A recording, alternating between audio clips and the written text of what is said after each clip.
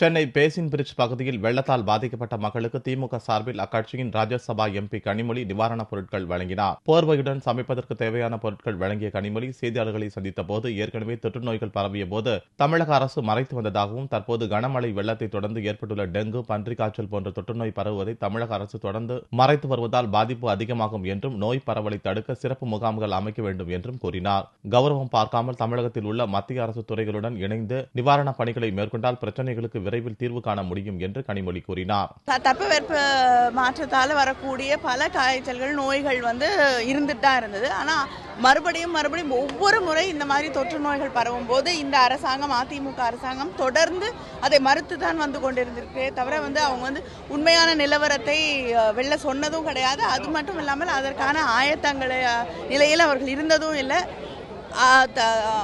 அதற்காக மக்களுக்கு ஒரு விழிப்புணர்வையும் அவர்கள் இதுவரைக்கும் என்னைக்குமே ஏற்படுத்தினது கிடையாது.